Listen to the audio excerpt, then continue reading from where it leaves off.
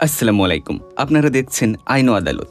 আজকের এই ভিডিওটিতে বাংলাদেশের সংবিধানের সবচেয়ে গুরুত্বপূর্ণ 10টি ধারা আপনাদের সামনে তুলে ধরব, যেগুলো বিভিন্ন প্রতিযোগিতামূলক পরীক্ষায় প্রায়ই এসে থাকে। আশা করি এই ভিডিওটির মাধ্যমে আপনারা উপকৃত হবেন।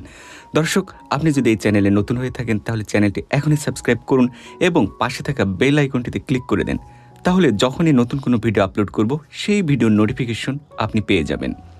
তাহলে চলুন শুরু করা যাক আজকের ভিডিওটি। সবচেয়ে গুরুত্বপূর্ণ 10টি ধারার প্রথম ধারাটি হল ধারা 6, উপধারা 2। বাংলাদেশের জনগণ জাতি হিসেবে বাঙালি এবং নাগরিকগণ বাংলাদেশী বলিয়া পরিচিত হইবেন।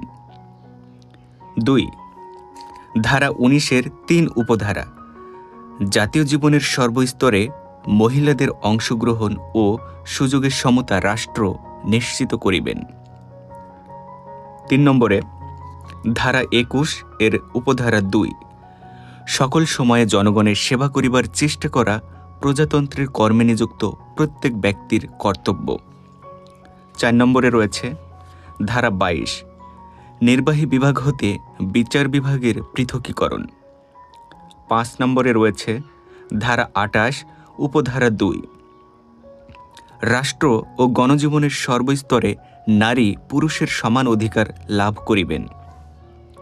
6 নম্বরে ধারা 29, সরকারি নিয়োগ লাভে সুযোগের সমতা। 7 নম্বরে রয়েছে ধারা 39, চিন্তা ও বিবেকের স্বাধীনতা এবং বাক স্বাধীনতা। 8 নম্বরে রয়েছে ধারা 64, অ্যাটর্নি জেনারেল। 9 নম্বরে রয়েছে ধারা 77, ন্যায়পাল।